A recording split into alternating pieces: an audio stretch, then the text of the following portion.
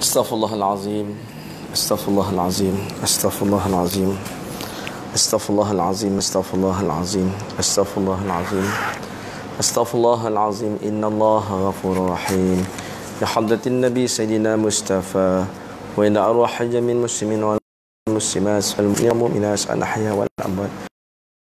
Sya'ulillah al-Fatiha. A'udzu billahi minasyaitonir rajim. Bismillahirrahmanirrahim. Alhamdulillahi rabbil alamin.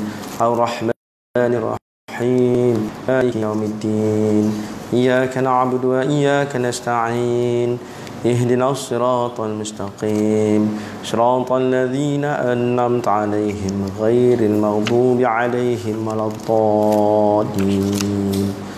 Amin.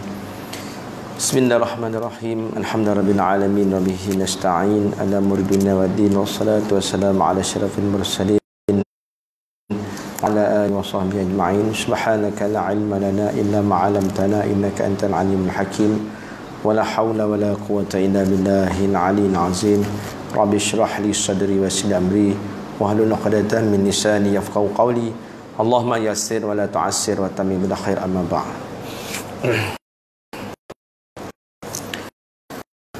Bismillahirrahmanirrahim.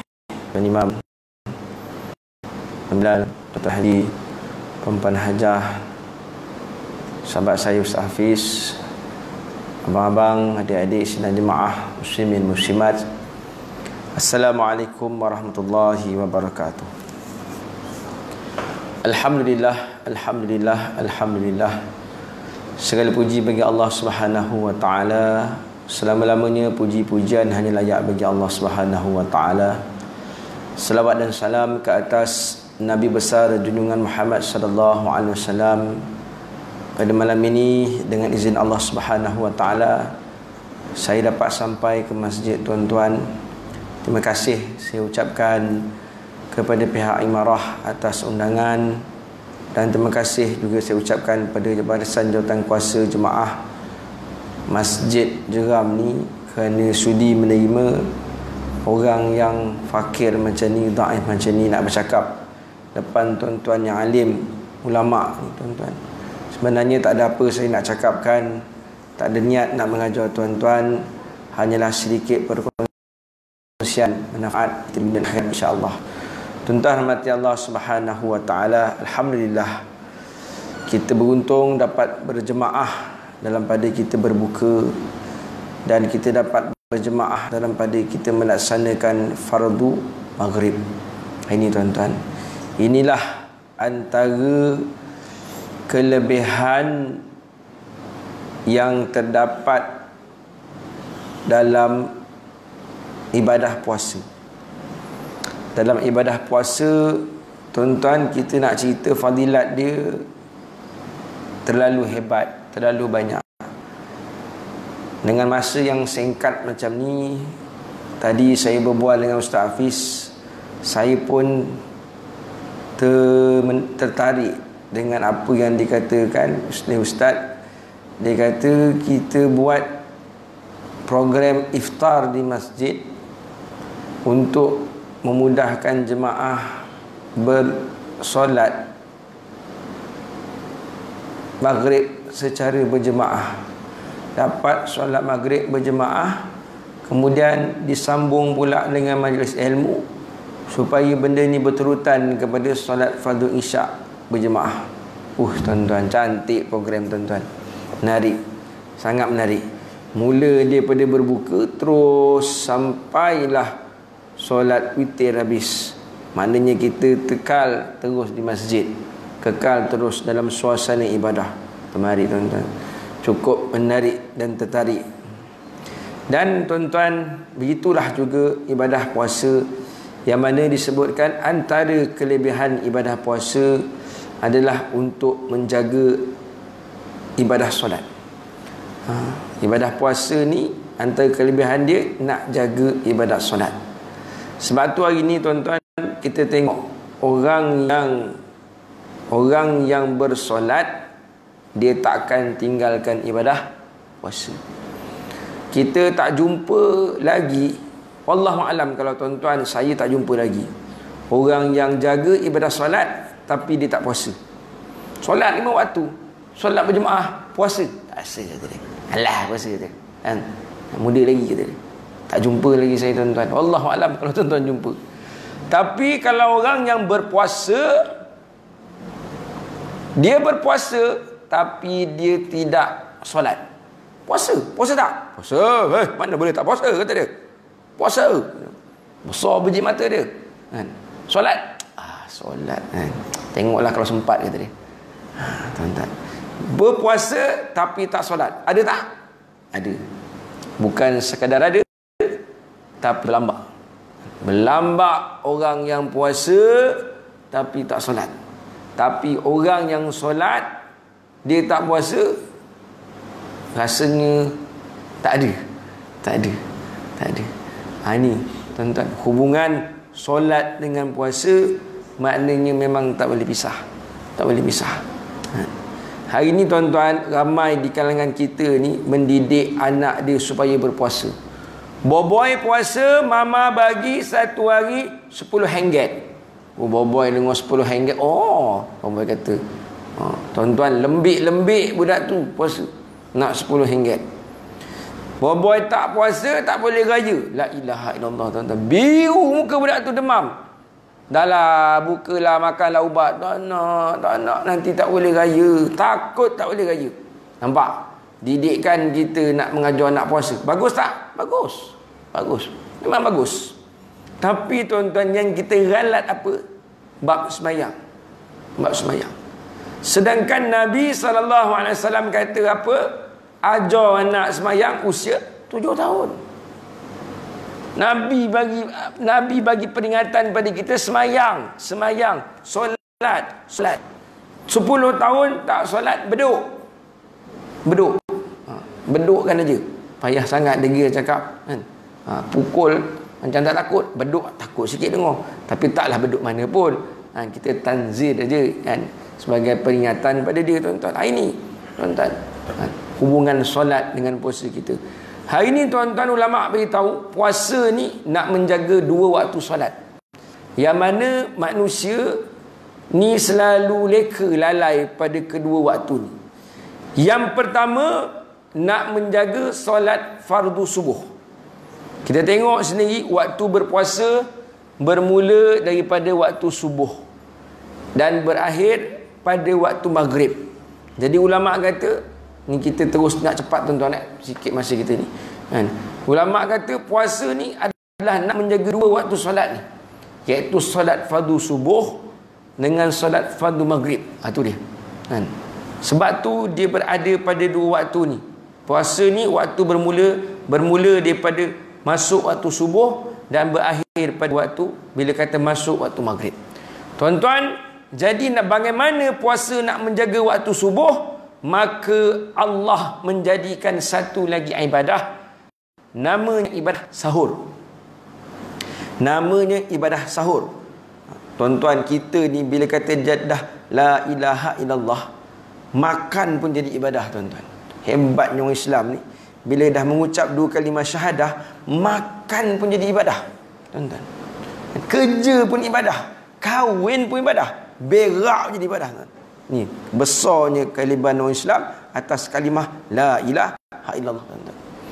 Jadi untuk menjaga ibadah puasa tadi, Allah menjadikan satu lagi ibadah, namanya sahur. Sebab itulah kita ni disunatkan bersahur lambat. Sahur kita sunat supaya dilewatkan. Kenapa ustaz? Bangun dah pukul 3. Kenapa kena sahur lambat? Sunat dilambatkan. Kenapa? Kerana daripada pukul 3 tadi kita nak ambil berkat dia. Nabi kata sahur itu berkat. Apa keberkatan dia tuan-tuan? Pada ibadah sebelum sahur tadi.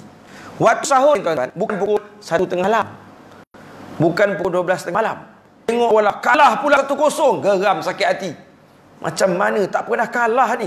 Contoh tuan-tuan, tak pernah kalah pula hari ni. Sakit hati punya pasal 1 piuk nasi dia makan. Pukul 12 tengah malam pukul 12.30 tengah malam, geram, satu piuk dia hentam seorang.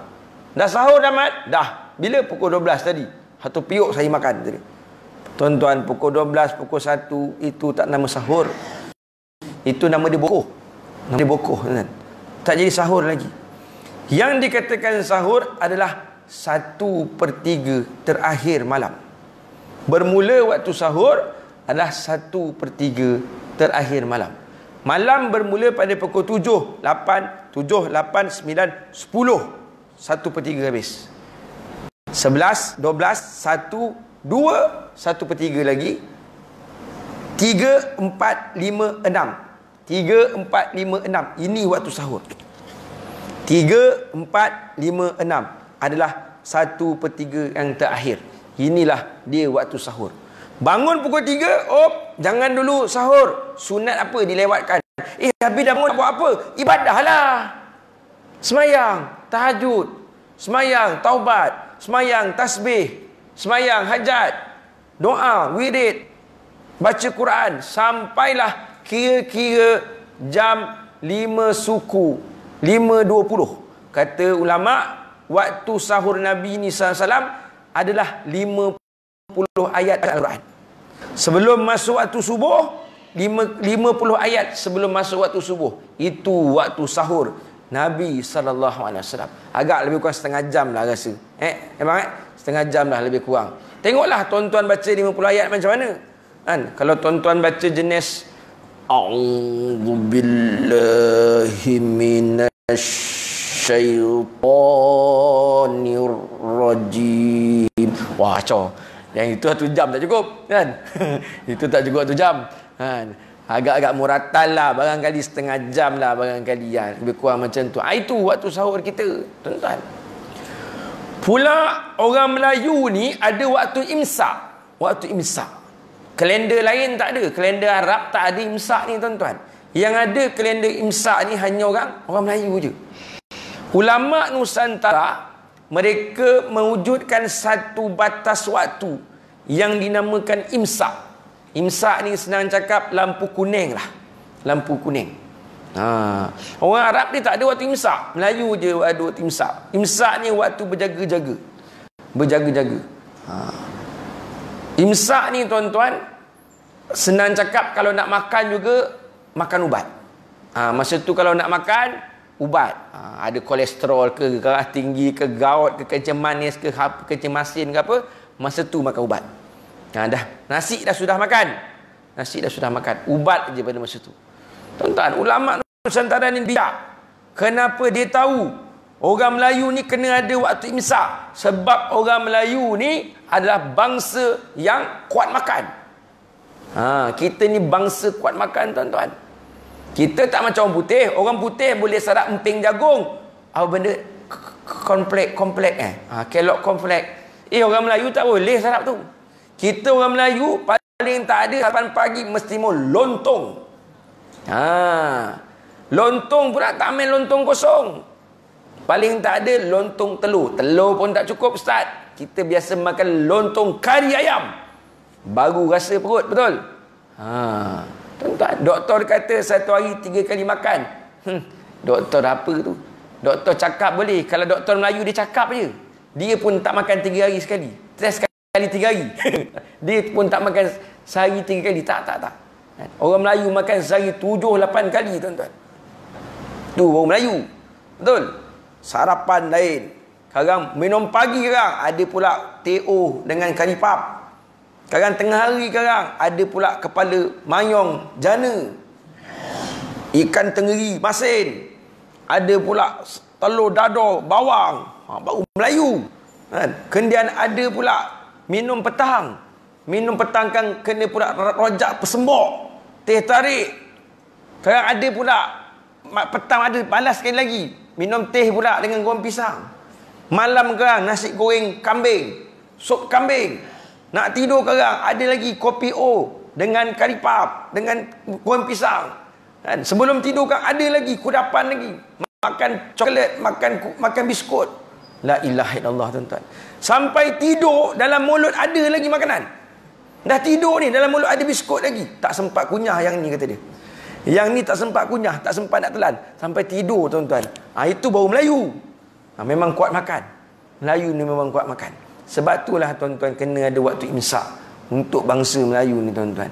Jadi berjaga-jaga waktu tu. Okey, bila kata dah sampai waktu imsak, makan ubat, apa semua, minum air sikit, duduk menyandar, tarik nafas 2-3 kali, orang pun azan subuh. Tu pergi masjid. Nampak cantik tak aturan Nabi sallallahu alaihi wasallam? Terus dapat jaga solat fardu subuh kita berjemaah tuan-tuan. Sampai pula, sempat lagi ada lagi 10 minit. Sampai pula waktu berbuka.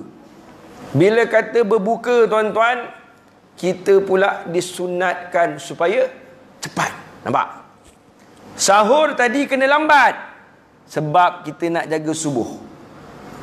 Berbuka kena cepat. Kena cepat. Sebab apa? Nak jaga waktu maghrib. Jangan 6.30 pula dah buka. Kenapa kau buka 6.30? Hari tu kuliah kata sunat cepat buka. Jadi aku ikut waktu labuan. Jangan buat kerja. Memang sunat cepat tapi ikut juga waktu jeram. Jangan ikut waktu labuan. Sunat ni bila kata dah masuk waktu. Dah masuk waktu, jangan tangguh-tangguh lagi tuan-tuan. Kita nak baca doa, nak zikir, nak wirid, nak apa sebelum asyhadu an la ilaha illallah astaghfirullah nas'aluka jannah wa na'udzubika minan nar. Itu sebelum. Kalau macam masjid saya, waktu buka kita pakai bunyi siren. Kita pakai bunyi siren. Tu dah masuk waktu buka. Kan? Kemudian Bilal azan lebih kurang 5-6 minit lepas bunyi siren. Bagi Bilal tu berbuka dulu. Dah buka, dah kenyang apa semua, dia azan. Kemudian 7.30 ada tak ada orang mesti qamat. Kan? Pasal kita pun buat program macam ni. Kita buat program kuliah maghrib. Kita tahu belah ustaz-ustaz ni ramai bulan puasa yang popular, dia tak ada program sangat. Jadi waktu bulan Ramadan, masjid saya dapat panggil ustaz-ustaz yang glamour-glamour lah tempat kita ni. Itu dia kelebihan Ramadan. Bila kata jadual dia kosong, siapa-siapa kita boleh panggil. Free je semua. Ustaz Faiz ke, Ustaz Ishak ke apa, memang free masa tu. Jadi kita buat juga kuliah maghrib macam ni. Cuma ini dah rasa 4 hari tak buat. Saya macam sibuk sangat pun tak buat jugalah. Kesibukan sikit. Kita mula 7.30 dan kita akhir bila kata 10 minit belum azan. Dan ustaz-ustaz yang datang tu pun dia tak sanggup nak habiskan. Sebab apa? Jemaah makin lama makin ramai. Makin lama makin ramai, makin lama makin ramai. Kan? Sebab kita bermula dari iftar kat masjid, macam tuan-tuan juga, kan? Memang banyak barang makan melimpah ruah. Jadi orang datang pun tak kurang 20 orang hari-hari yang berbuka di masjid, dan terus duduk dalam kuliah dan semakin ramai sampailah waktu isyak tuan-tuan. Kan? Syukur sangat tuan-tuan kan. Jadi tuan-tuan ini kan, bila kata masuk waktu maghrib, kita terus berbuka. Jangan dah masuk, dah bunyi siren, dah azan, baru nak a'udzubillahi minasyaitonirrajim. Allahumma laka sumna wa bika amanna wa alaika rizq. Tak payah. Nak Allahumma lakum sumna ke, Allahumma barik lana ke, Allahumma pun itu sebelum masuk waktu berbuka. Nak wirid, nak zikir, nak tasbih, nak qul Allah 3 kali apa semua sebelum bunyi siren, sebelum masuk waktu azan tuan-tuan. Dah masuk aja waktu azan, masuk aja waktu maghrib, jangan toleh-toleh lagi, terus ngap. Pak Imam nak baca doa, lantak dia baca doa. Habis doa, habis dah makanan kita kerjakan. Padan muka kau, terhegeh-hegeh baca doa. Lagi tadi kau tak nak doa, betul? Itu makan dia kan. Dah terang makanan baru habis kan. Tuan-tuan, kan? Segerakan berbuka. Kenapa kita nak segerakan berbuka? Sebab habis sahaja berbuka, kita nak sembahyang maghrib. Kita nak sembahyang maghrib. Tapi inilah tuan-tuan orang Melayu tuan-tuan. Kita cakap tadi orang Melayu ni jenis orang kuat makan. Alhamdulillah Allah bagi kita ibadah puasa. Dengan ibadah puasa, makan yang 7-8 kali sehari tadi, kita jadi pendekkan kepada 2 kali je, sahur dan berbuka. Tuan-tuan, tapi nampak gaya tuan-tuan. Nampak gaya lah. Nampak gaya sahur dan berbuka tu menjadi jamak takdim dan jamak takhir saja. Dia punya makan lebih kurang aja. Allahu Akbar. Malah berlebih-lebih lagi pula. Berlebih-lebih lagi pula tuan-tuan makan dia tu kan. Kalau kat rumah kita tu berapa panjang meja, sepanjang itulah makanan, sepenuh itulah makanan. Malah tak muat pula. Tak muat lagi. Ambil lagi meja kecil kat depan, letak sini, nak letak air. Semua dah ada. Yang tak ada tu laki dia tanya, sambal mana sambal? Dia tanya bini dia. Ni ikan ni nak cecah sambal. Sambal mana sambal? Kata bini dia, sambal ada bang. Mana? Bawah meja. La ilaha illallah. Cubit ikan atas meja, sambal cecah kat bawah meja. Pasal apa? Meja dah penuh bang. Aduh, ni bukan Melayu jeram lah. Ni Melayu tempat lain kan. Teruk betul tuan-tuan. Ini. Jadi kita berbuka tu dah jadi jamak takhir. Buka kita jadi jamak takhir. Sahur sekarang jadi jamak takdim. Aduh, terbongkar makan tuan-tuan. Terbongkar makan. Kita disunatkan berbuka dengan segera. Ikut sunnah apa yang Nabi buat. Ringankan perut kita ni. Kenapa? Sebab kita nak solat kejap lagi. Sebab kita nak tarawih kejap lagi. Tuan-tuan tak tahulah saya tuan-tuan. Saya dekat sana, saya ni jenis tak boleh berbuka nasi. Saya kalah Ustaz buka nasi. Kalau saya berbuka nasi, kepala saya berdengung. Kadang nak baca Quran masa tarawih, kenapa huruf ni kecil besar berlari. Oh tak boleh saya. Saya main pantang besar buka nasi. Tak boleh. Nak makan nasi boleh, lepas tarawih sekarang. Jadi nak berbuka, makan mi ke, jemput ke, cokodok, jadilah. Sampailah habis tarawih, barulah boleh. Kalau tak, parahlah. Saya nampak 3 kali pegang. Ini tuan-tuan. Maknanya program kita tuan-tuan, tak lain tak bukan berpuasa ni antara yang paling penting untuk menjaga fardu solat kita. Yang mana subuh dan maghrib ni, kata ulama, ramai orang lalai. Ramai orang leka tuan-tuan. Tuan-tuan rahmat Allah Subhanahu wa taala. Ada kesempatan sikit lagi tuan-tuan. Kita berada di pusingan takhir Ramadan ni tuan-tuan. Kita jangan leka, jangan lalai dengan kelebihan yang Allah bagi pada Lailatul Qadar tuan-tuan. Rebut tuan-tuan, rebut. Kenapa kita kata tadi mesti bersahur pada waktu 1/3 terakhir? Kerana keberkatannya adalah untuk beribadah. Waktu yang terbaik untuk beribadah adalah pada 1/3 malam. Tuan-tuan nak semayang apa? Sunat semayanglah. Tapi waktu yang terbaik adalah waktu 1/3 malam. Kecuali solat duha lah kan. Duha orang tak buat tengah malam kan. Ni cerita solat witir ke, solat tasbih ke, solat hajat ke, solat tahajud ke, apa pun tuan-tuan, yang terbaik pada waktu 1/3 malam. Kita nak selawat ke, nak baca Quran ke, nak tasbih ke, nak wirid ke, waktunya yang terbaik 1/3 malam. Nak istighfar ke 1/3 malam. Kenapa tuan-tuan? Nabi SAW kata pada waktu itu Allah turun ke langit dunia. Allah cari, ada tak sesiapa yang berdoa, kata Rasulullah, aku nak kabulkan. Ada tak sesiapa yang beristighfar, aku nak ampunkan. Sebab tu ibu-ibu, akak-akak sekalian, kalau tak boleh semayang pun hari itu, tak boleh ibadah pun hari itu, terbatas uzur orang perempuan, tapi tolong bangun. Tolong bangun untuk berdoa. Tolong bangun untuk beristighfar tuan-tuan. Rugilah kalau tak ambil pada waktu 1/3 malam tuan-tuan. Kita tak beramal, tak beribadah. Lebih-lebih lagi dalam bulan Ramadan tuan-tuan. Tuan-tuan, apa yang kita nak bawa masuk dalam lubang kubur? Harta. Harta tak ikut tuan-tuan. Harta kata Rasulullah, ikut pergi kubur, tapi sampai tepi kubur dia balik. Bye-bye, nak balik kata dia. Bini, anak ikut sampai tepi kubur, tapi dah masuk kubur dah kambus, bye-bye, saya nak balik tuan-tuan. Habis apa nak ikut? Amal kita yang nak ikut. Inilah masa yang terbaik nak beramal tuan-tuan. Inilah masa yang terbaik nak minta ampun tuan-tuan. Tuan-tuan, apakah perkara paling menyedihkan bangsa manusia? Nabi cerita pada Sayyidatina Aisyah, kata Rasulullah, bangsa perkara yang paling menyedihkan bangsa manusia ketika mereka nak dimasukkan dalam lubang kubur, dosa-dosa mereka mendahului mereka. Allahu Akbar. Kita nak masuk kubur, tiba-tiba kita nampak dosa masuk dalam lubang kubur kita dulu tuan-tuan. Berat. Tuan-tuan, hari ni hati kita gelap. Hati saya gelap tuan-tuan. Bila sebut dosa pahala kita tak rasa, tak nampak. Tuan-tuan, ni kita hari ni sebut dosa pahala tak terasa tuan-tuan. Okey, kita tukar. Tuan-tuan, mati kita naik ben jenazah. Na'udzubillah, bukan kita lah, orang lain kan. Kita naik ben jenazah, pergi ke kubur, bersama-sama kita ada 20 ben lagi yang mengiringi kita.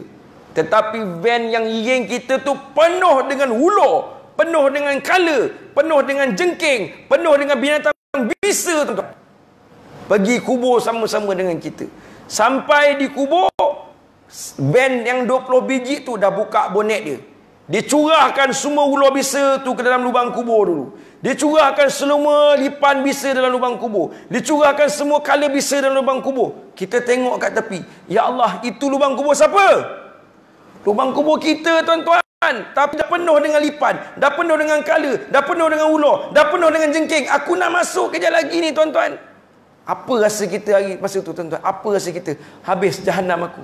Habislah, mati. Memang mati, tuan-tuan. Lubang kubur dah penuh dengan binatang biasa, tuan-tuan.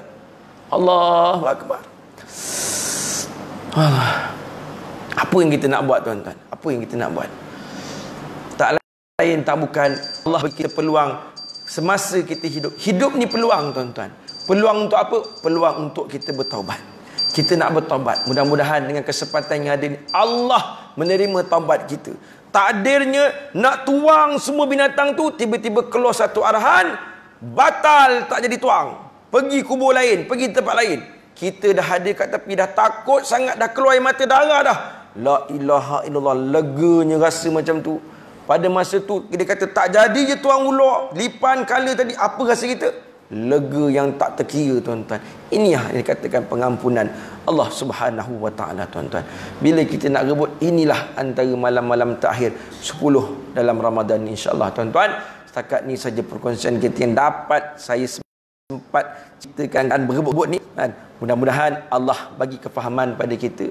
Dengan sedikit kefahaman ni kita beramal dan sampaikan untuk kebaikan akhirat dunia, untuk kebaikan dunia dan akhirat, insya-Allah. Wallahu a'lam bissawab. Bismillahirrahmanirrahim. Alhamdulillahirabbil alamin wassalatu wassalamu ala asyrafil mursalin wa ala alihi washabbihi ajma'in. Allahumma inna nas'aluka ridhaka wa jannah wa na'udzubika min sakhatika wan-nar. Allahumma khtim lana bi husnil khatimah wa la takhtim alaina ya Allah bi su'il khatimah. Rabbana atina fid dunya hasanah fil akhirati hasanah wa qina adzabannar. Wa sallallahu sayyidina Muhammad wa ala alihi washabbihi baraka wasallam. Walhamdulillahirabbil alamin. Taqabbalallahu minkum.